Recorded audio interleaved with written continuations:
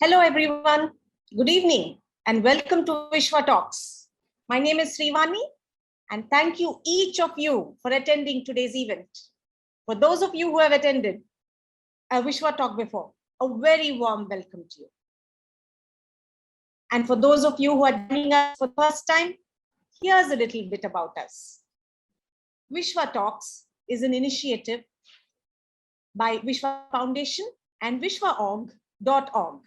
Vishwa.org is an online platform for everyday change makers and social champions. It's a crowdsourcing platform and a crowdfunding platform. If any of you wants to help anyone, to want to make a difference in society, to solve problems that you see around you, here is Vishwa, a platform made for you to support you in the process of making our world a more beautiful place. Vishwa Talks is a series of weekly webinars hosted every Saturday that are focused on gaining an in-depth knowledge from experts on a very wide range of topics that are pertinent to the current context. Today's Vishwa Talk is brought to you in collaboration with Parampara Foundation. And I'm very excited to introduce you to our speaker today, Shri Vinay Varnasi. Vinayji works at the intersection of Sanatana Dharma, storytelling, and art. He's deeply passionate about the power of mythological narratives, as he believes that they have something to offer to everyone.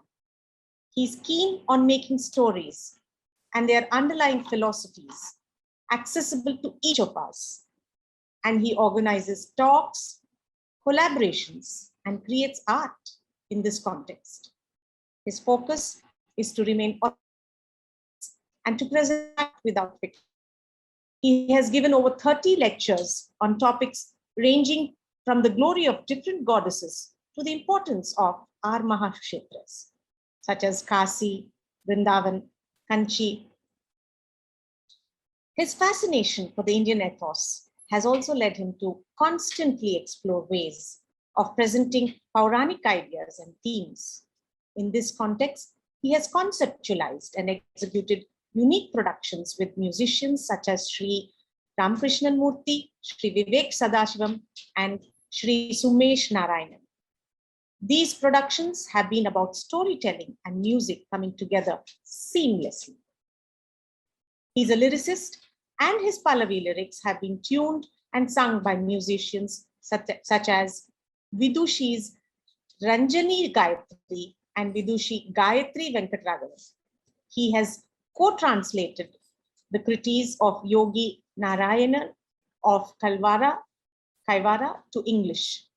His fascination with watercolor, which has led him to develop his own style of art, where he represents Puranic concepts, music compositions, Vedantic ideas through artwork. Before we get started, I'd like to mention that our speaker will be taking questions from you after our main talk. So please raise your hand or type your questions in the chat. Now, if I may invite our speaker to please start our today's Vishwa Talks. Namaskaram. Thank you, Srivani ji, for such a heartfelt introduction. It's my privilege to be speaking for Vishwa Talks and to be supported by organizations such as Parampara Foundation and Anupama Kailash ma'am, thanks to whom I'm here today. It was a little bit of a difficult, tricky decision to think about what to speak when the idea was that we should explore something about the Ramayana, because we are at the Sandhya, or the transition between Dashara on one side and Deepavali, and Rama is so relevant in this time more than ever. So when we were thinking about this particular aspect is when I realized that while there are different sub-themes around the Ramayana that we can explore, I think one theme that's very critical for us to understand is the idea of Rama itself. I think after seeing and scanning through a lot of modern literature on Rama, I find that the interpretations of what Rama is, who we consider, what we consider about his acts, all of these are sometimes skewed because of our because we don't have access necessarily to the original. So I wanted this particular session to specifically focus on taking myths and assumptions around Rama and going back to the authentic source and looking specifically at them.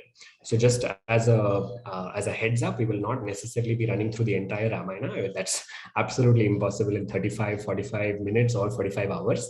But what we are going to be doing is we're going to be looking at certain critical aspects of the Ramayana, certain areas where how we engage with Rama or how we understand Rama's behavior should shift. That's the hope, is that by the end of this session, we're able to understand a little bit more the cosmic view of Rama as opposed to Rama, the perfect man. I think the issue with Rama's nomenclature itself is this perfect man business. This is what Raymond said. I think it applies to the suit business, not to Rama as the character.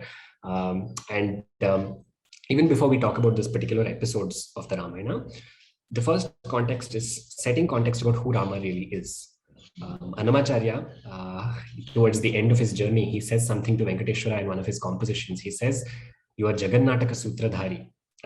You are the director of the play that is the entire world." And this has two connotations. One is that the Lord is the director and that all of us are the actors. The second is that the director himself also takes part in the play. And if you look at Swami Deshikan in the Sri Vaishnava philosophy, or you look at Adi Shankaracharya, the references that they make to the Lord himself being an actor and the goddess therefore being the heroine are so many that it is that is the concept, or that is the place where the real interpretation of the Ramayana starts. Because it's not just with the Ramayana. This is the case with all of his arrivals on earth, are all basically acts. All of them are acts that have such completely contrasting emotions, such completely different contexts. In one case, he acts as a little beggar who's asking for 3 meager pieces of land. Is that not an act? In another place, he acts as if, in that bloodthirsty moment, he acts and says, "I will pull your intestines out with my nails," as Narasimha. And in another place, he acts as if that little butter is going to give him immense happiness, and he acts and he goes and steals it. So his acting is not new to us. Why we're talking about this idea of the Lord's acting is because this is that fundamental concept of Leela. Leela is what the Lord does out of play, but it is not a frivolous play. Leela has something hidden behind it. So when the Lord is at play, the way he conducts his acting is so perfect and so spot on. One cannot point a finger at his acting and say, this is not okay, or I found a slight flaw here. This idea is what is the core of the Ramayana. So Rama, by that logic, is not a man. Rama is Paramatma, is Narayana Sakshat Avataram, who comes disguised as a man. The reason for the disguise is simply because the one Rakshasa that he is meant to kill, that is Ravana, that one Rakshasa has set a condition saying all except a mere mortal can, or nobody except a mere mortal can kill me. Now, this idea of mere, of only a mortal, this is what causes Ravana's downfall. One. Two, this concept is recurring in Puranas. When Ravana says it, he asks, saying, should only be a mere mortal can kill me, because he doesn't consider them worthy enough. In Mahishasura's case, he doesn't consider a woman worthy enough to kill him. So each of these people, whenever they set a condition, they have earned that tapas. Ravanasura has gone and done tapas for it. And he said, based on my tapas, this is what I'm asking for. So when he asks this, saying, yeah, what is a mere mortal after all? Narayana's response to that, Narayana, as much as he is about protecting Sajjanas, he will also give it back to Durjanas in an appropriate manner. And let's not forget who Ravana really is. Ravana is one of Narayana's own gatekeepers, Jaya and Vijaya, who has come onto earth because of a long curse. That is another story for another day. But this context of why, if you look between Rama and Krishna, this Krishna doesn't have any of these restrictions. When he needs to, he expresses his divinity. From his birth onwards, there are just constantly miracles happening on the Kurukshetra Bhumi. When he has to hide the sun, he hides it with his Sudarshan Chakra. He doesn't hesitate because he has no conditions. Nobody has said that, oh, only if God comes as a man, he can kill me. But in Rama Avatara, Ravana has one condition, saying that I will not be killed by anybody except a mere man. So when Rama honors that condition, he honors it to the T. This idea that he is Paramatma disguised as a man, that should set the context for what we understand of Rama, because then we understand that it is not a man who is either perfect. It is not a man who is just trying to, work his way around complex situations and then we add layers of interpretation on it. It is Paramatma's arrival on earth, and that arrival goes through sequences And it goes through such beautiful shifts that we start understanding and appreciating Paramatma better. That is the effect, that is the real focus of the Ramayana. So before we go into certain areas that need more in-depth exploration, let's just take one beautiful idea of 3 ways of looking at Rama that are extremely constant through the Ramayana.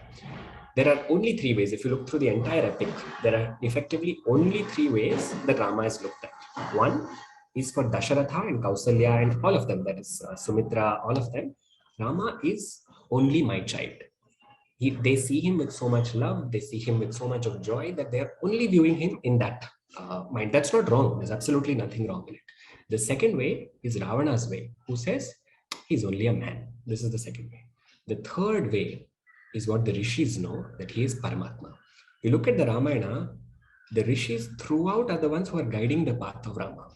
Right from the start of Vishwamitra's arrival to when Rama's Vanvasam begins, from Sharabhanga to Datta, to Atri Muni, to Agastya Muni, his entire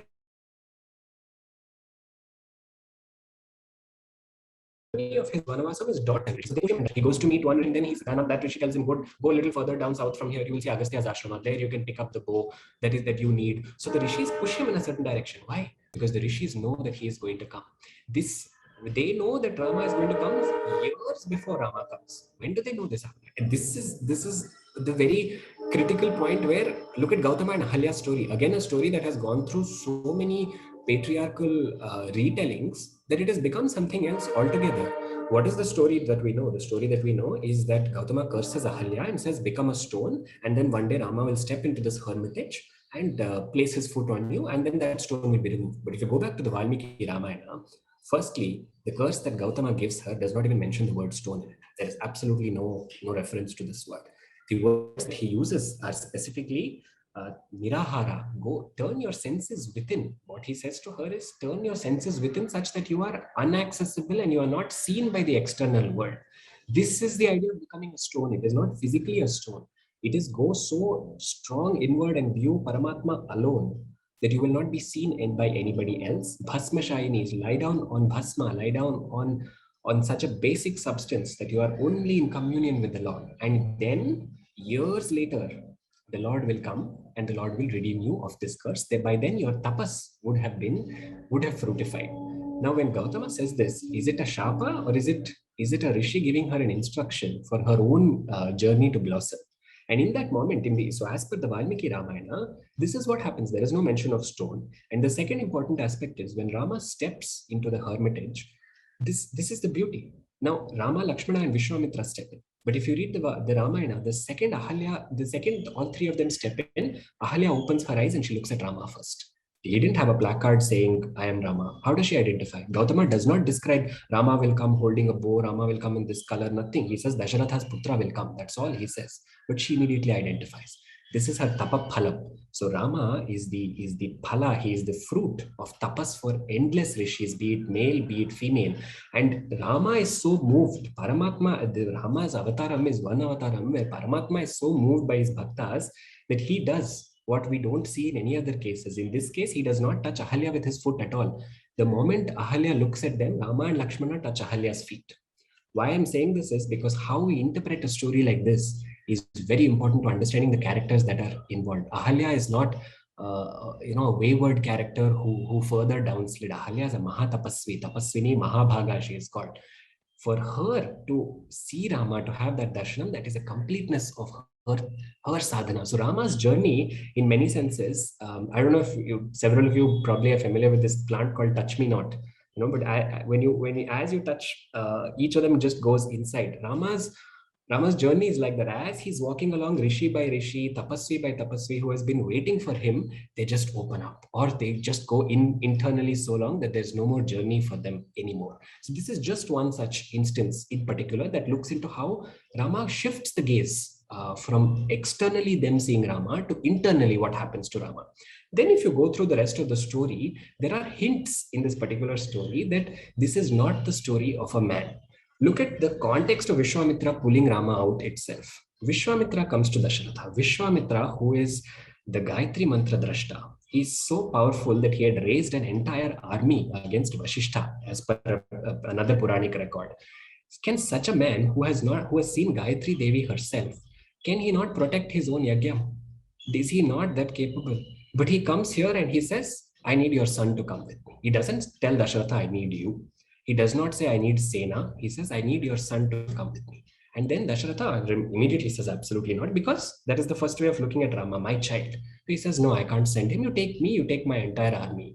But but Vishwamitra is insistent. And then he says something which is very strange to Dasharatha. He says, I know who your son really is. You send him with me. This is where, the Valmiki also just couldn't contain himself. Valmiki is also going as per this acting and the script. But there are just areas where he has to kind of like poke out and he'll give us a little bit hint that, okay, it's Paramatma I'm talking about. And imagine what an offensive comment this is to a parent. If anybody comes to a parent and says, you don't know who your child is, I know who your child is, that's extremely offensive. But Dashratha doesn't take offense. Dashratha doesn't know what comes over him. He just says, take him and go. And Lakshmana is not asked to come. Lakshmana comes of his own accord. This idea of Rama and Lakshmana being together, the Ramayana is not just a story of Rama and Lakshmana and Sita going through several experiences. The Ramayana combines yogic secrets, it combines astrological secrets, it combines tattvic secrets, and each of them represents itself at a different place. The idea of Rama and Lakshmana being together, Namostu Ramaya sa Lakshmanaya, we say, Rama and Lakshmana being together is always a Raksha Murti. You look throughout the Ramayana, you will see Rama even without Sita at some places, but you will not for a second see Rama without Lakshmana. Sannabdha Kavachi Khadgi Chapabana Dharo Yuva Gachan Manorathamyascha Rama Patu Salakshmana. May Rama with Lakshmana protect me eternally, because that is how they eternally manifest. And this is seen in stories of several bhaktas who, when Rama had to come and defend them, he always brings his brother Lakshmana along. That is the mantra swarupam that gets invoked in that particular moment. So Vishwamitra, who doesn't have any requirement to actually bring this, what is the real purpose? The real purpose is the rishis have done so much tapas that they know that Narayana has descended. And Narayana has descended in such a perfect way that this actor/director has set the stage even before he has come. Before Rama's birth, he tells all the devatas in Swarga, listen, I'm about to go. Can you please get into your respective costumes? So he looks at Surya and he says, can you send your son? Surya's son goes as Sugriva. He looks at Indra and he says, can you send your son? Indra's son comes as Vali. So every single character, every Vanara that comes is preparing for the main hero of the play to arrive. And the heroine will take 2 hours of discussion in herself. So we're not going to talk specifically about Sita, unfortunately, today. But from when the Lord sets the stage like that and Vishwamitra comes and says, I need your son, Vishwamitra knows one thing. If I need to move Rama out, because up till then, Rama's childhood is going on, Kausalya and Dasharatha are thrilled, everything is moving on. But Vishwamitra knows one thing. Rama's purpose is to kill Ravana. Now, if this purpose has to be achieved, he needs to be moved out of Ayodhya and down all the way to Lanka. Vishwamitra's Yajna Rakshaka, the idea of protecting Vishwamitra's Yajna is just a pretext. On that pretext, what he says is, now the Yajnam is over, now my Yajnam is completed and successful. I believe in Mithila, Janaka is doing a Yajnam. As I've mentioned before, and some of you have been on the talk that we've had about Sita as well, there is no Sita Swayamvara. Janaka is having a Yajnam. And Vishwamitra takes Rama and Lakshmana over there. Then we know that Sita Kalyanam happens. Here also, there is yogic significance here to the idea of Sita Kalyanam. Why is it connected to Dhanur Bhangam? Dhanur Bhangam is the idea of the bow breaking. The idea of a bow is here in the Agnya Chakram. The Agnya Chakram is a bow between the 2 eyebrows, that exact spot. When the sadhaka, or when the Kundalini rises till this point, the Kundalini from the Mooladhara crosses the 5 chakras and reaches the Agnya Chakra, there is only one step between here and the Sahasrara Chakram for it to make that final journey. When the Kundalini reaches the Sahasrara Chakram, the sadhaka is united with the Lord. That idea of uniting Parvati and Parameshwara is reflected in how that bow breaks over here, and who that bow here is called Shiva Grantha, Rudra Grantha Vidhedini, as we know in the Lalita Sahasranama. That Rudra Grantham, when that Rudra Grantham breaks, Parvati and Parameshwara are united. When that Rudra Grantham breaks in Mithila, Sita and Rama are united. So what looks like a very fascinating story externally is a yogic idea that happens. So when you read Sita Kalyanam, knowingly or unknowingly, the Prana Shakti in the Agnya Chakra increases. So these are some hints that are coming that Rama is not just a man trying to cover up for some actions that he has to do. But when he comes as a man, his acting is so spotless that there is not one place that you can point and say, aha, he gave it away. Because if he gives it away, Ravana's condition will not be met. and he will honor any bhakta's condition. Ravana is also a bhakta, different kind of bhakta, but Rama's dharma is to honor that. So there is only one beautiful place in the Yuddha Kanda where before the Setu Bandhanam is about to happen, the bridge is about to be built between, or rather is being built between Rameshwaram and Lanka. And at that point, Vibhishana comes. Vibhishana Sharanagati happens when he immediately comes and he says, I have forsaken my brother. I have forsaken the entire kingdom. I want to be able to, offer, I want to offer myself to you. Then Rama takes a counsel and he asks all the Vanaras, what do you think? And one by one, they all give their opinion, saying he has come from the enemy party. There is every reason that he may be a spy here. We don't trust him. But again, the Ramayana is giving such beautiful hints throughout. There are only 3 characters that think identical throughout the Ramayana who speak identically also. Rama, Sita, and Hanuman. Their words match each other. What she says in Lanka sitting there, unknowingly, he's saying the exact same thing sitting in Sugriva's camp. What Hanuman says before he leaves for Lanka is exactly what Rama says when he gives Hanuman the Chudamani. So each of these characters, they think alike because these are the 3 direct manifestations of Parabrahma without any dilution whatsoever. So in the Yuddha Kandam, when this moment is happening, when everybody is taking counsel, Hanuman says, let's trust him because he has offered himself to you and there is no reason to step forward. At that point, Rama's Narayanatvam comes out because till then he's hidden it saying, yes, I'm a man. But at that point, somebody has offered their soul to him. In that moment, he's no longer a man. He's completely Narayana himself. That is why he makes that iconic statement at that point, which is, Abhayam sarvabhutebhyaha dadami yetat vratam mama. Abhayam sarvabhutebhyaha. Which man can say this? He did not say, I will give abhaya, I will give fearlessness, I will grant fearlessness to just my men. He said, I will give it to every bhuta, every living creature. Dadhami yetat vratam mama. This is my vratam. This is something I have vowed down to do.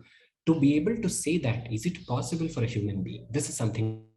Can any human being just say, I'll give every being in this universe protection? That is something only Paramatma can say. That one line he took and wrote 700 slokas in his next avatara called Krishna Avatara, where Bhagavad Gita says exactly this. Paritranaya sadhunam vinashaya chadushkritam.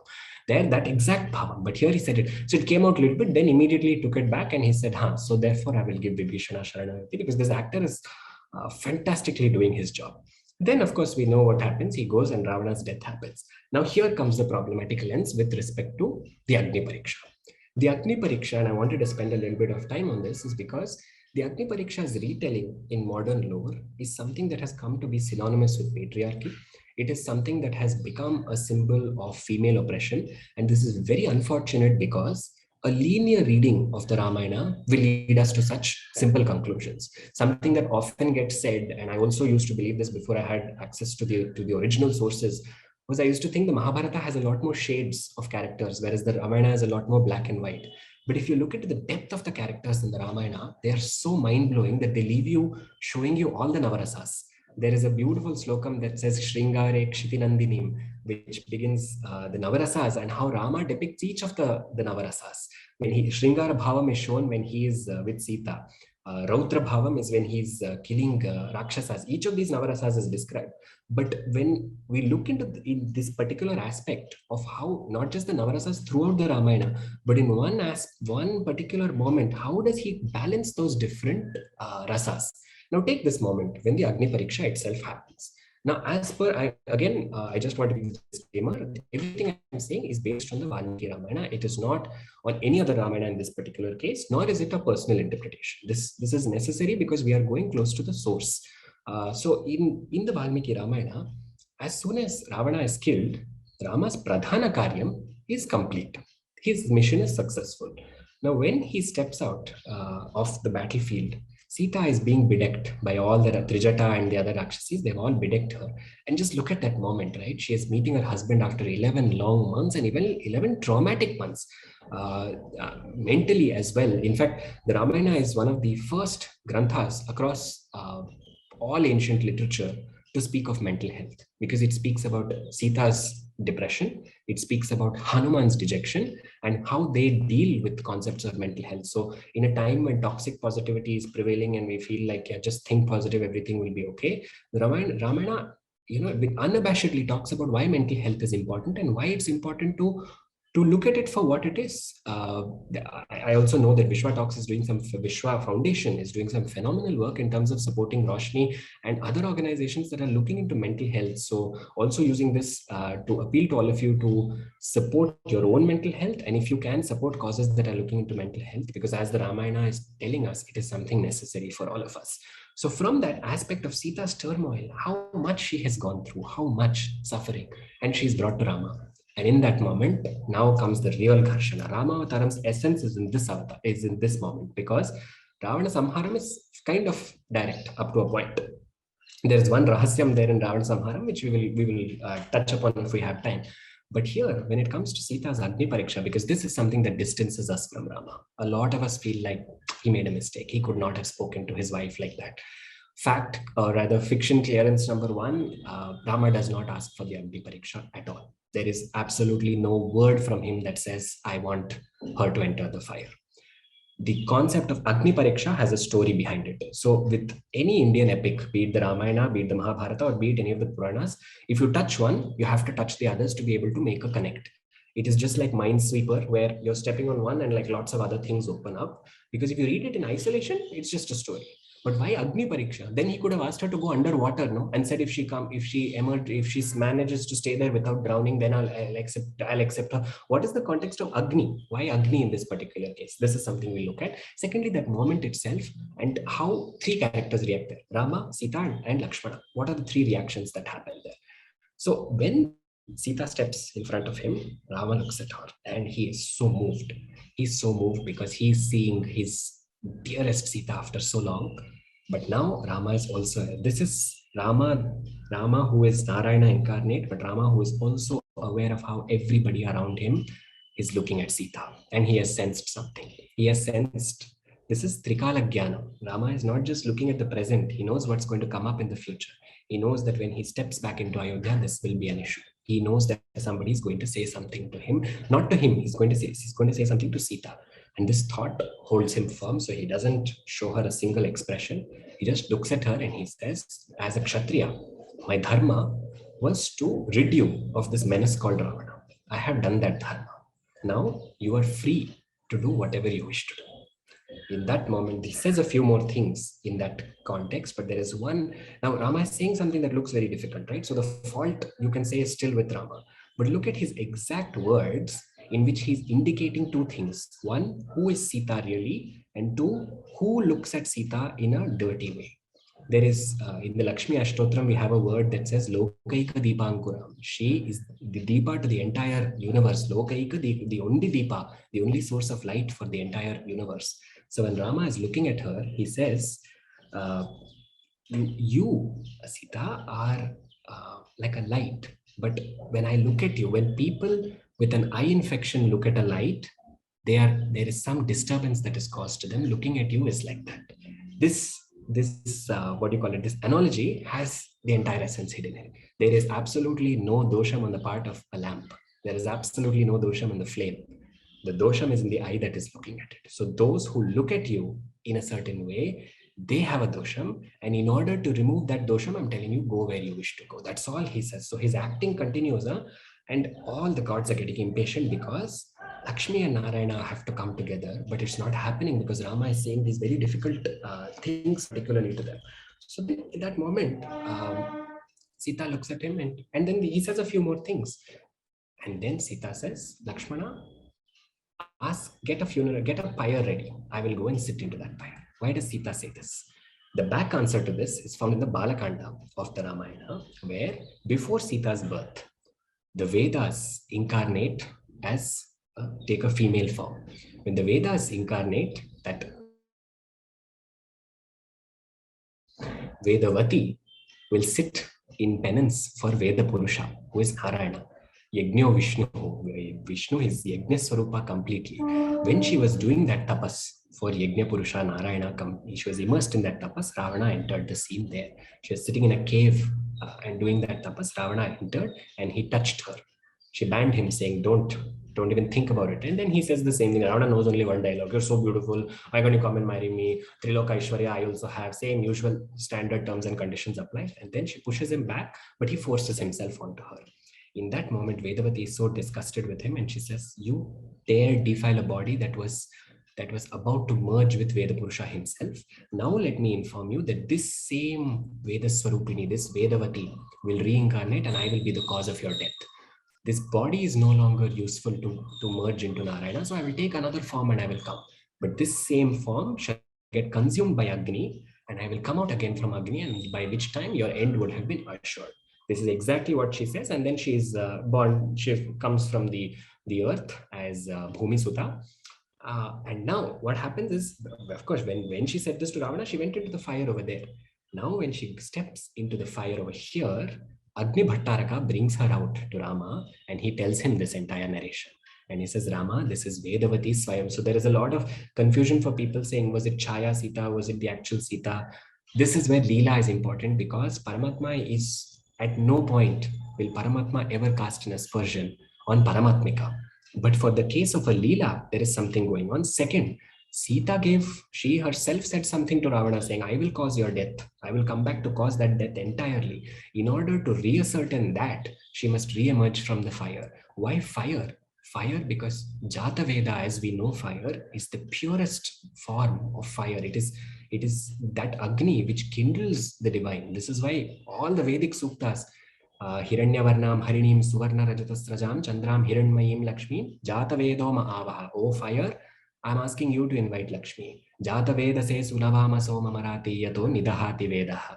Oh Jata Veda, I'm asking you to invite Durga. Fire, Agni Mukhavai Devaha.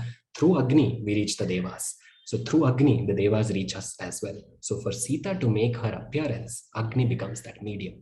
So in that moment of Agni Pariksha itself, it's not a Pariksha, it is an Agni Sambhava. See, look at, it's not Sita as just Rama's wife Sita. Look at Devi's connection with fire. You'll see it in Sati. When she goes there, it's also Yoga Agni. You'll see it in Lalita. When Lalita has to arrive, all the Devatas, Chidagni Kunda Sambhuta, Devakarya Samudyata. So everywhere that concept of fire and Devi play a very critical role. That is why Deepa Lakshmi, that is why Rama made that Upodghatam, that analogy just a minute ago, saying that you are a Deepa to a Netra that has an affliction. So that idea of fire and how Sita is that fire which is driving the entire epic, Rama brings that out without any hesitation whatsoever. And at that point, before even Agni Bhattaraka brings her, Agni Bhattaraka is just bringing her out, and then Brahma, Maheshwara and all the other Devatas come and say, "Rama, enough acting now. You are Narayana Sakshat. Why don't you accept it?" But this guy has been in the costume for so long and is also enjoying the role. So he says, what are you saying? I am Dasharatha's Putra Rama. That's all my role is. And then they remind him, "You are Narayana. She is Lakshmi. Take her hand." And then he says something so beautiful. He says, Ananya Hridayam Sita Machitta Parirakshini. Machitta Parirakshini. She is the keeper of my conscience. Okay. Ahamapyava gacchami Maithilim Janakatmajam. I am never separate from the daughter of Mithila, from Janaka's child. I am never separate. Pratyayartham tu lokanam trayanam satya samshrayah. I'm taking these slokams from the Valmiki Ramayanam so that if anybody feels like this is a fabrication of my own imagination, I want to clarify that it's not. So there he says, Pratyayartham tu lokanam trayanam satya samshrayah upekshe chapi vaidehim pravishyanti hutashama. I am why I did what I did was in order to assure people of the three worlds, the denizens of the three worlds may feel that she is in certain ways impure, quote unquote, but I don't have that doubt. But what just happened should reiterate it for every being across the three worlds.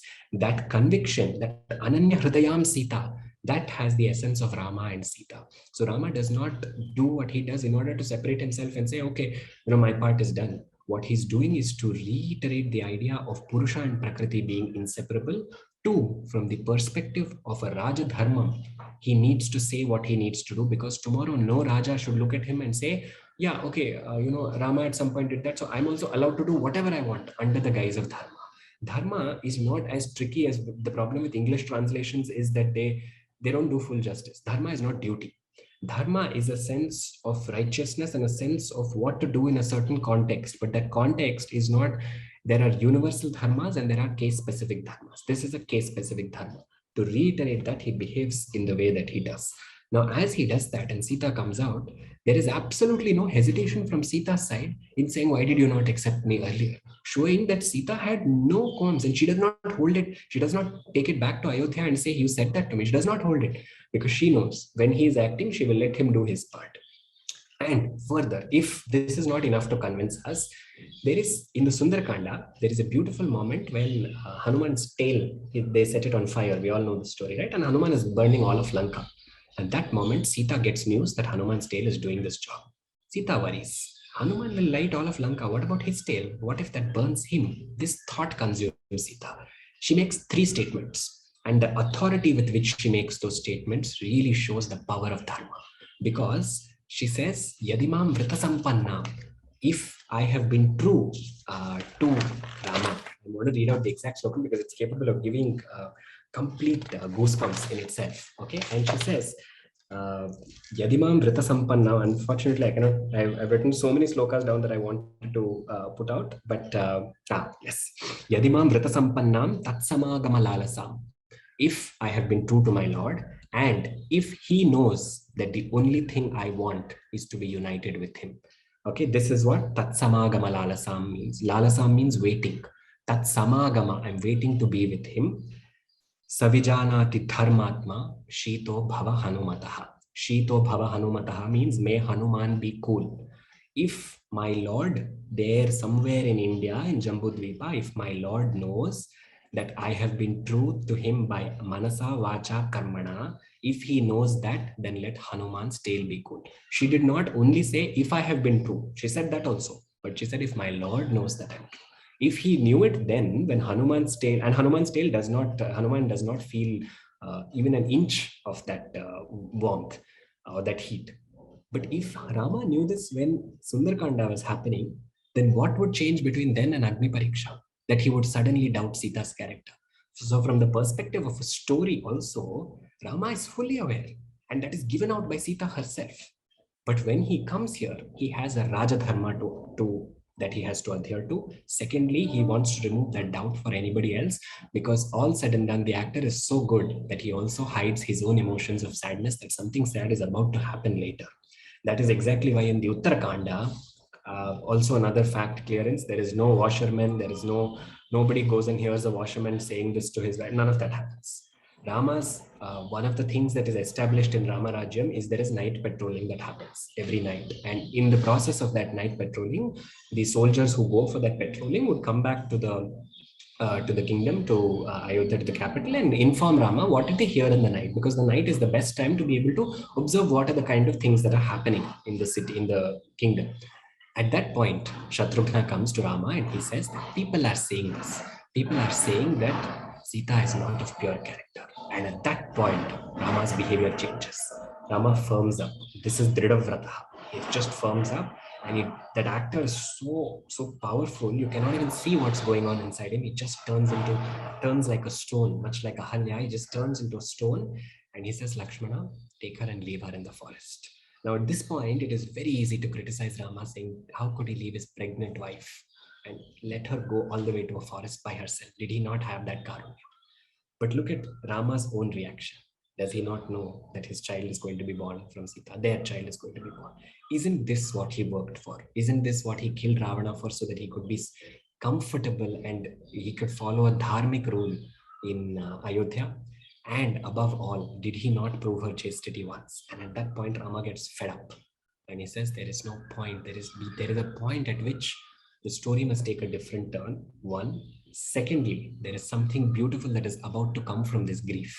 The Ramayana is one of the most powerful epics that tells us what the power of grief is. When does Valmiki even utter the first words of the Ramayana? When he sees two kokila birds that are mating, and then a hunter shoots an arrow at the female bird, and then he looks at that's when the first words of the Ramayana come. So that grief pushes him into composing something. Now that same grief that Rama and Sita are again separate must inspire the rest of the epic. So therefore, and also Rama by this Krauncha birds, yes, not kokila birds. Now, as Valmiki has already written the epic, is written up to the Yuddha Kanda. There is a lot of discussion about whether the Uttara Kanda belongs to the Ramayana or not. There are 24,000 slokas in the Ramayana. Interestingly, every 1,000th verse or every 1,000th sloka of the Ramayana begins with the corresponding letter of the Gayatri Mantra. So that is why Sundar Kanda begins with Tato Ravana Nitaya Sitaya Shatrukarshanaha. Tat from Tat Savitur Varenyam. So every 1,000th, if you measure like that. So going on to say that the Ramayana is the elaboration of the Gayatri Mantra. If we have time or during the question answer session, I'll mention more about this, but I want to come back to the Uttarakanda. The Uttarakanda inclusive is that 24,000, so there is no question to doubt it. There are scholars who believe otherwise, but that is not true. Now, in the Uttarakanda, so Valmiki has written the epic, but the epic needs, now, what did we say earlier when we were talking about Sita's fire? We were talking about Vedamata, that Vedamata manifested as Vedavati. That same Vedavati must bless the epic for it to become immortal. Because Rama knows one thing in his heart of hearts, that if anything has to last, Sita must touch it. In the Adhyatma Ramayana, which is a beautiful work of Vyasa that we find in the Padma Puranam, in the Adhyatma Ramayana, Sita says, Rama does not walk, Rama does not sit, Rama does not talk, Rama does not move. It's all me who makes him do it. You all think it's him, but it's really me. So now for the Valmiki Ramayana to receive that status, she must enter there. It looks very unfortunate to us that she must enter through such a context, but she goes there, and Vedamata gives birth in that Valmiki's ashramam, and that sets that final pretext. But in that moment, what happens, of course, we all know that then Lava and Kusha come back to the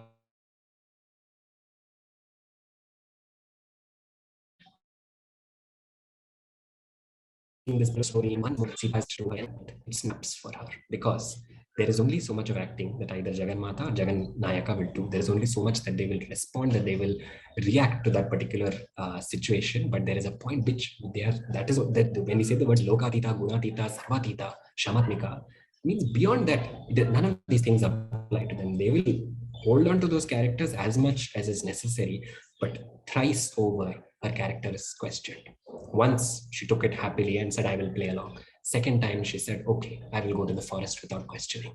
Third time, to sit again by his side, if I have to prove my chastity, let me remind every being here that I am not ordinary. That is why Rama does not say a thing to her when she says, if I am pure by manasa vacha karmana, let me go to the same source that I have come from, and the earth opens up. And Rama's dismay and Rama's grief is inconsolable in that moment. And he's the same Rama who, despite all his acting, when he's not able to find Sita, he threatens to release an arrow that will, push the entire samsara and cause an akala pralayam. That same Rama again looks and controls himself, saying, "Bas, now my time here is over." So the idea that their togetherness is something marred by Rama's judgment of Sita is a very skewed patriarchal retelling. It is something that suggests Rama is greater, Sita is subservient to him, and therefore she constantly abides and plays along. Absolutely not. She pushes, she knows where the story has to be pushed. She also knows that when she goes back only, he will come back. Because Siri will enter first, Lakshmi will enter first, then Narayana. That is why it is Lakshmi Narayana. She has to go back to Vaikuntham first, then he will step into Vaikuntham. So that Antaryam is brought out through this particular incident. But I think these are just some of the aspects that I wanted to look into particularly for today. Since as per the Ramayanic retellings, one must never conclude with the Uttarakanda, we will go back to the Kalyana Ghattam. We will conclude with Sita Rama Kalyanam, where there is one incident in Sita Rama Kalyanam, which also, so Valmiki's excitement is one, and second is also what really happened, right? There are just hints that are coming up. Right after the Kalyanam is happened, everybody is happy except one person, Parshurama. Parshurama says, that is my Swami's bow, Shiva's bow, who dare break it? And he steps into Mithila. Now, what happens through that? Then Rama says, I'm the one who broke it. And they contest each other. In that moment, what happened? Parshurama, after that, he immediately realizes that this is Narayan. Look at this. These are two avatars of the Lord meeting. The rahasyam here is that Parshurama is a Kalavatara. He takes two of the Lord's Kalas and he carries them around in his bow.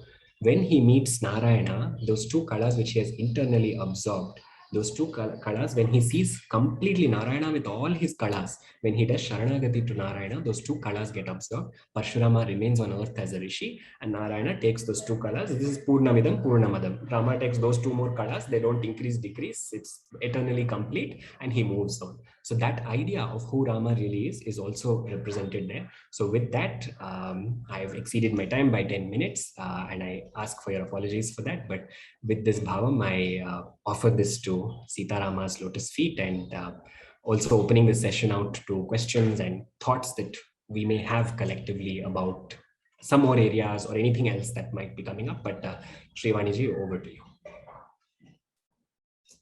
Yes. Wanted to thank you, Sri Vinay Varnasi ji, so much. And thank you to each of our audience for being present here to participate in this discussion. Thank you to the Vishwa team so much.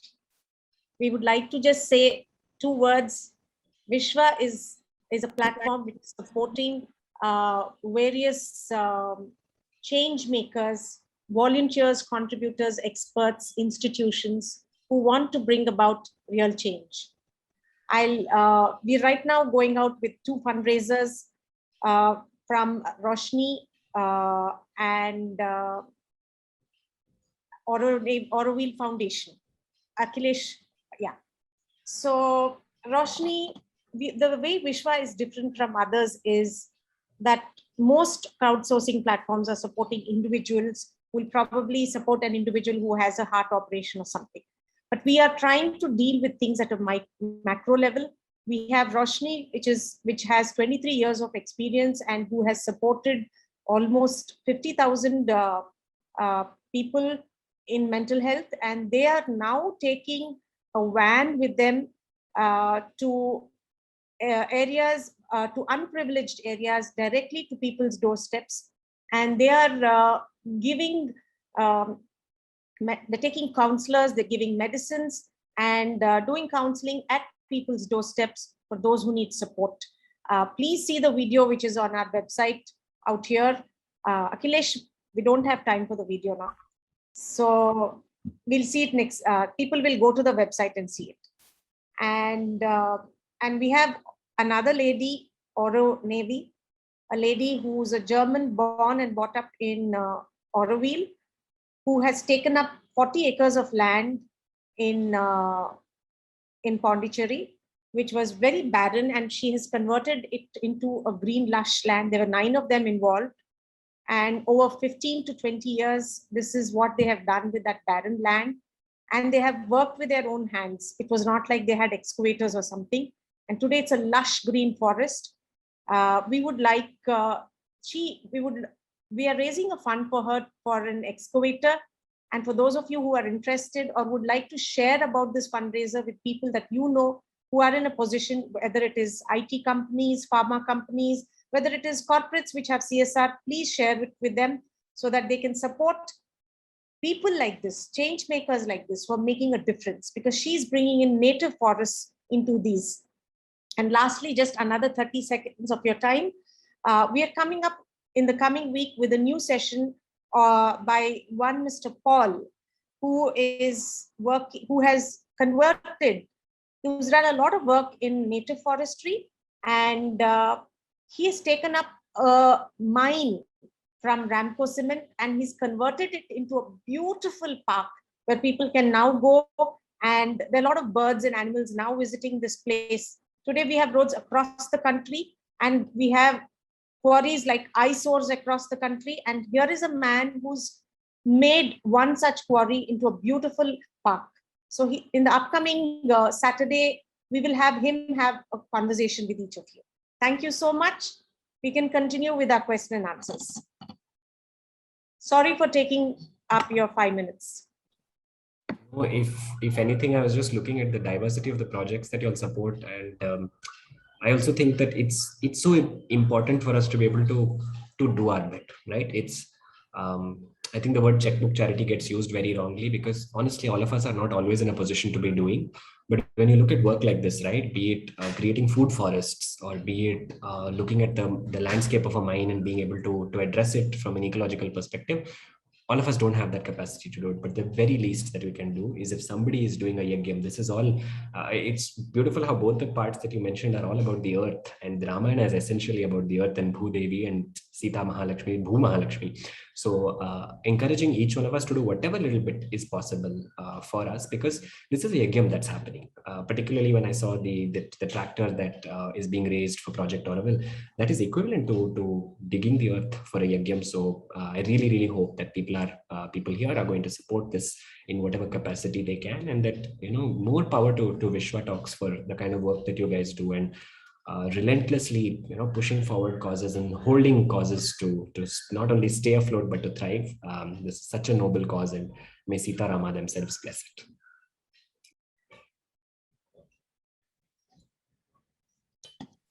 I would now like to request each of you to take a 30 seconds answer to a little poll before we start our question and answer session, so that it'll help us serve you a little better, so we can better curate the topics we come out with to you.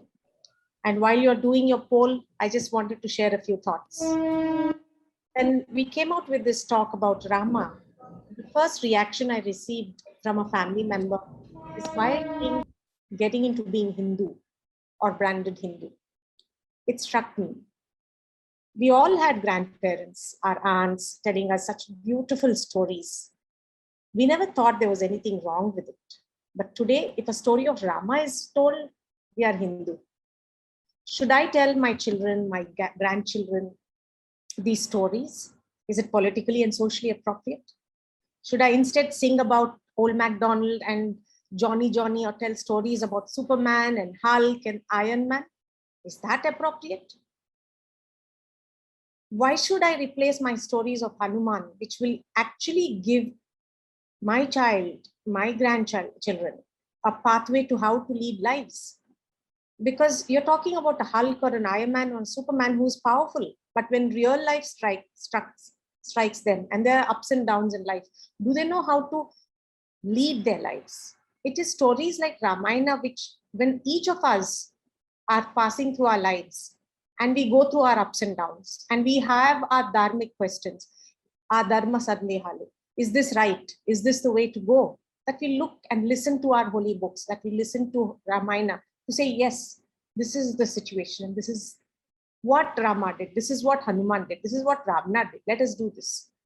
And if we in our generation let go of such a rich heritage, wanting to blend with being mainstream Indians, what is the impact on the coming generation?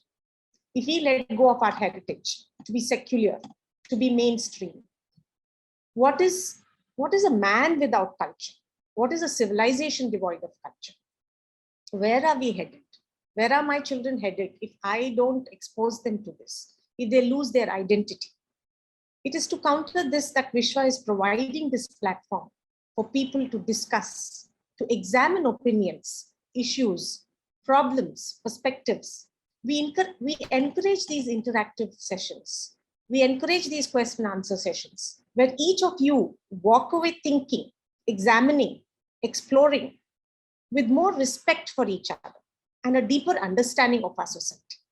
How to ameliorate it, how to be an Indian, how to bring about an India which is cultured and the world looks upon.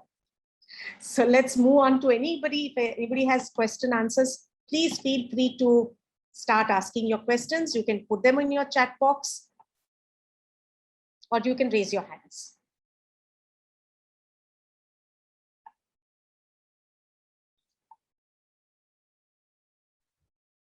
I had a little thing to ask Srivanevanas. There, you had so much to say and the time was so little.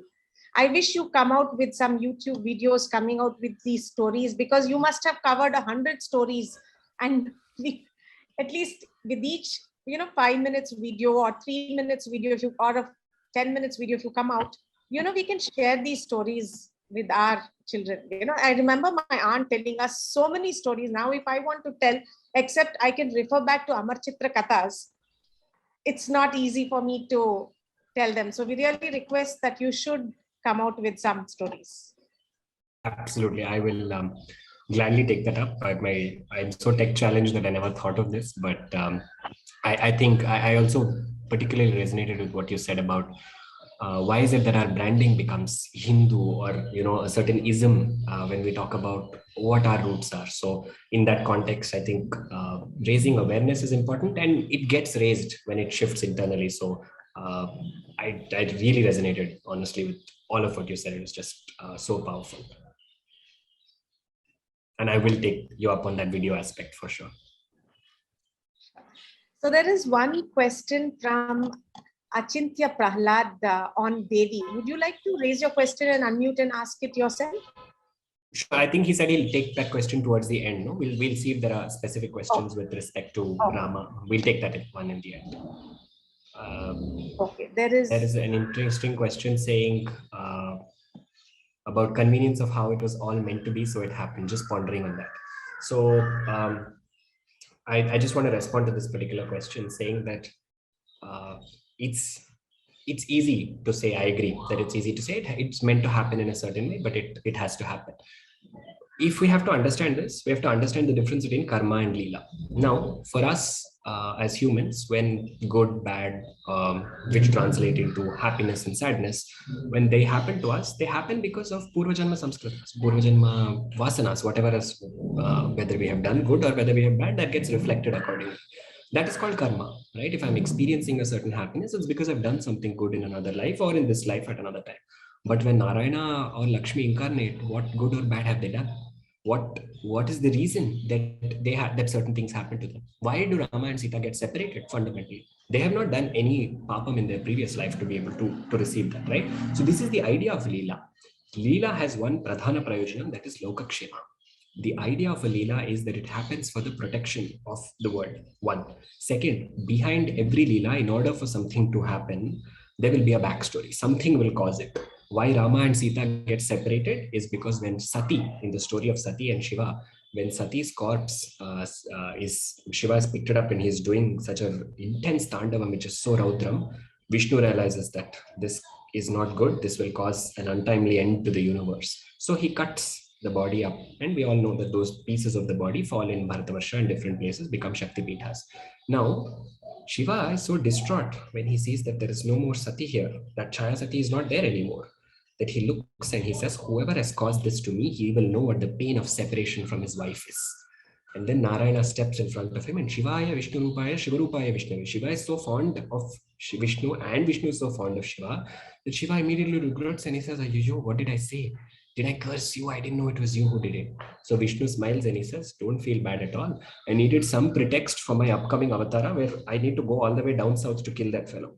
Now I got that pretext. I'll keep it in my pocket and I'll use it in that avatar.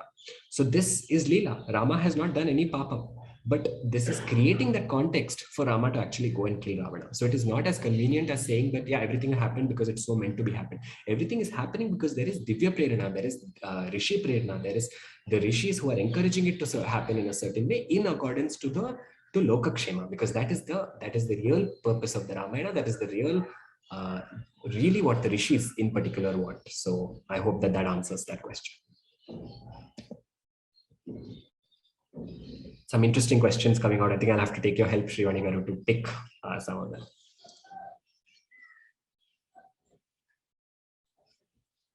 Any insights on Hanuman being still around us as a Chiranjeevi? Any stories related to that? Can't not talk about him on a Saturday. When his Lord is being spoken about, he will not make a mention. So Soumya Garu will certainly take that question. Hanuman, we all know that in the Ramayana itself, Rama tells him that as long, and we know this in the Hanuman Chalisa as well, saying as long as this Kavyam is read, as long as mountains are around and water bodies are around. So for those of us headed towards environmental degradation, we're not too far away from there. But as long as these three are around, and as long as my name is around, you will be there. So the idea of Hanuman being a Chiranjeevi is present in two places. One is on earth, he is eternally present in Gandhamadana Shailam, in the mountain of Gandhamadana Parvatam, which is where he meets Bhima in the Mahabharatam, when Bhima goes to fetch Draupadi certain lotuses. And in the upcoming Kalpa, Hanuman is to become the Brahma. So currently the name of the Brahma that we have is Adya Brahmana. Those of you familiar with the daily Sankalpa that we read, we say something called Adya Brahmana Dvitiya Praharate. In the 4 quarters, Adya Brahmana is currently Brahma as a position, like it's a term, like for example, Prime Minister. Right? Brahma translates to a title. So there is an elaborate story which I will probably take up on another day about how Hanuman was promised that in the coming cycle he will be the Brahma. This is why in Hanuman Ashtotram you'll find the words Bhavishyat Chaturananaha. In the future he will be Chaturananaha. He will be four-faced. That is referring to Hanuman is going to be the Brahma for the next Kalpa in particular. Someday in another session, or if time permits, after this, we'll take that story. It's a very beautiful story of how it happens. I'll actually make time for it specifically in this session. After we wrap up in the question answer session, Soumya Garu, I'll answer this question. So that way I'm preventing you from leaving also. Miss Mohana Iyer, will you ask? Yes. Namaste, Vinay. How are you? So nice to see you here. Yes. I wanted to know, I can't understand what you said about Parshuram. Yeah. Parshuram was angry because Rama broke Shiva Dhanush. After that, you said something I couldn't understand. Yeah. So what happens at that moment is Parshurama challenges Rama to a duel, saying if you broke Shiva Dhanush, Shiva is my Swami, so you come and deal with me in a fight. So Rama immediately says, okay. And Parshurama looks at him and realizes that this is Sakshat Narayana, and he offers complete Sharanagati. He falls at Rama's feet. When he does that, when Parshurama incarnated, when Parshurama was born, Vishnu inserted 2 of his kalas inside Parshurama. It is through those 2 kalas that Parshurama was able to kill those 21 clans of kings, and he was able to rid the earth of that heaven. Now, Parshurama had finished that by the time he met Rama. So he offered those 2 kalas back to Narayana, and that's how that concluded. Okay. Thank you. So some interesting. There's one more question from Pramod Reddy. Please unmute yourself. Hi. Can you hear me, Vinay? Yes, I can. Thank you. Session. It was a really very great session. So just because I have not done as research like you, but whatever I've studied and have explored. So the Valmiki Ramayana says that like the Shiva Dhanurbhangam was not part of Valmiki Ramayana. So actually there was not a true Swayamvara and where Rama broke the Shiva's Dhanu. So but how come it has come from where it has evolved? So just could you please give more insights around that? Yeah. The Shiva Dhanurbhangam is mentioned in the Valmiki Ramayana. What is not mentioned is the Sita Swayamvar, because there's no Swayamvar. Janaka is having a yagyam in Mithila Nagaram. Rama asks Vishwamitra, when Vishwamitra's own yagya is protected and he has killed Tataka and the other Rakshasas, he asks him saying, my father told me to follow you wherever you go. So now tell me, where must we go next? And then Vishwamitra suggests so beautifully, he says to Rama, he says, we'll go to Mithila Nagaram. Rama doesn't say, why we need to go so far? Nothing. He just says, okay. But Vishwamitra gives a hint of what's about to happen. He says something there. He says, Adbhutam cha Dhanur Ratnam. Okay. He says there is something extraordinary there. There is a Dhanur Ratnam. There is a jewel amongst bows that we must see. But that beauty is in the words. Adbhutam cha Dhanur Ratnam. Cha means and in Sanskrit. So there is something extraordinary that we must go see in Mithila. And there is also a Dhanur Ratnam. There is also a divine bow. That something extraordinary is Sita. And the Dhanur Ratnam is here. When they go there, the yagyam is going on. Vishwamitra tells Janaka, this is as per the Valmiki Ramayana, he says, go and bring the Shiva Dhanur and come. Go and bring Shiva Dhanush and come. So Shiva Dhanush is brought by countless, I think 10,000 odd of his soldiers are sent to bring the Shiva Dhanush. And then Janaka explains saying, this was given by Rudra to one of my ancestors, Nimi, and it has been maintained and worshipped in my family since. So there in Tyagaraja Swami, when he refers to this, what he says is, now in that moment in the Valmiki Ramayana, all that Vishwamitra said, then Janaka says that my daughter picked this up when she was a child, and in that moment I knew she is not ordinary at all, and I will only give her hand to somebody who can lift the Dhanu. He doesn't ask that it has to be done. Vishwamitra just looks at Rama through the side of his eyes. This is what Tyagaraja Swami says very beautifully. He says, Munikanu saika telisi Shiva Dhanuvunu viriche samayamuna. He just looks at the corner of Vishwamitra and he says, go. Rama just goes and that's it. Effortlessly the Dhanur Bhanga happens. So the Dhanur Bhangam is mentioned in the Valmiki Ramayana, not the Swayamvaram. That gets added in Tulsi Ramayanam. So this is a question also that I'm extending to that, as to which Ramayana do we believe, right? So the idea is this. Each of the Ramayanas that have come forward, whether it is the Tulsi Ramayana, the Kamban Ramayana, so many in several languages outside of India also there are so many Ramayanas. The Bhakti Bhagam is Pradhanam in each of these Ramayanas. So when Tulsi he saw that particular Bhakti Bhagam of a Swayamvaram, he brought that out. Now, why I'm saying that there is no Swayamvaram is because when you understand the actual source, we have to go to Valmiki alone. There is no other replicate source for this. But when we look at other authors, other sources, they are also writing what they have received as darshan. These are not, I felt like it, so in my Ramayana, this happens. No, I saw this. Tapaswadhyaya, this is what I saw through my tapas. So that is what they went on to depict. So this also, I hope, answers that question about Chaya Sita. This is mentioned in another Ramayana. Is it Chaya Sita? Was Sita Ravana's own daughter? There are several such questions that come. But for us, our Pramana Grantham is Valmiki Ramayanam for any factual assistance in particular. So I hope that answers your question. Yes. Yeah, So- thank you. Sure. One from Prerna, our exposure to Ramayana is mainly through television. How relevant are the depictions of Ramayana on television shows? Is it covered in depth? How you have, in the way you have explained? This is very, I have to say, because I'm on the record, I have to be very intelligent in my answer. I think what happens with media depictions, what happens with any kind of presentations as such, is that there is an angle of commercialism involved. And in order to suit that story, a lot of facts get distorted. Having said that, I do not want to criticize or be cynical of the efforts, right, of the several Ramayanas that have come out. There is so much of effort, and at least we are familiar with some basic text because of this. Majority of us are familiar either through Amar Chitragatha has done such phenomenal work. Now, Amar, be it in terms of the comic space, now be it in terms of TV serials, there are Ramayanas that are made in several languages. These have at least introduced us and made us familiar with the characters. The onus for them is only that much. After that, the onus is on us to be able to say, okay, I have this basic understanding. Now, I would like to understand the original. So each of you who have come here are taking that onus to say, I want to know what the actual source is. Like this, go back to the original. Gita Press has done a phenomenal job of translating every single verse of the Ramayana and actually putting it together. So anybody can read it. Anybody can read the translation for themselves and see what it is that it is there. So while these are big, the TV shows or movies of Ramayana in different languages, these are okay as a starting level, but we can't stay on that step forever. So use that, introduce your kids to it at that age, but lifelong don't hold on to that, right? Lifelong don't say, but that's my source, because at some point we have to graduate as well. So I hope that answers that question. There's a lovely question here that says, for all that Rama was and all the principles he upholds, people often have an explanation that he was Narayana himself and is capable of anything. As an ordinary human being, are we capable of upholding such high principles? I want to answer this question with what Valmiki says at the beginning of the Ramayana.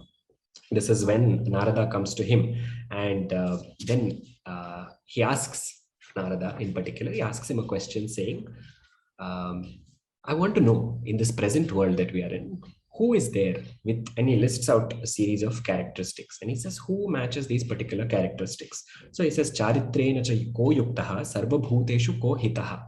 Who is embodied with all characteristics? Sarva bhuteshu ko hitaha. Who wants the well-being of every single being? Vidwan kah ka samarthascha. Who is well read and who is also capable, physically capable. Kaschaika Priyadarshanaha. Who do I see and I feel like, this is the most pleasant sight to behold. Now, these characteristics that Valmiki has mentioned apply to two characters. One is, who is a man who has all these characteristics, because Valmiki has not come across a man. Secondly, if you actually go down to each of these 6 characteristics, each of these characteristics are words that match the word Bhagavan. When we describe the word Bhagavan with all his glory, those particular 6 characteristics, one of them is that when you look at Bhagavan, you're so immersed in that looking itself that you say, wow, what a beautiful form to look at. That is called Priyadarshanaha. Who is so good looking even in this avatar? Rama. So each of these has 2 particular aspects. The idea behind saying that Rama is Narayana, therefore he did all of these things. The Valmiki's idea of even putting out all these points saying who has all these characteristics is, he knows that Rama will get 100 out of 100 marks. But if Rama is set as an exemplary, even if we get 40 pass percentage, no, we're okay. Because that is our ideal. If the ideal itself has lots of human faults, Rama did like that, so I can also do like this. No, Rama is Parabrahma. He can do things I can't do, but I'm doing in my capacity what I can. That takes us closer to it. So it may not be possible. Obviously, it won't be possible for us to do even an inch of the things he does, an iota of it. But at least our idea is to go closer to what he did and constantly remember that, so that we move from our mortality to divinity. So yeah.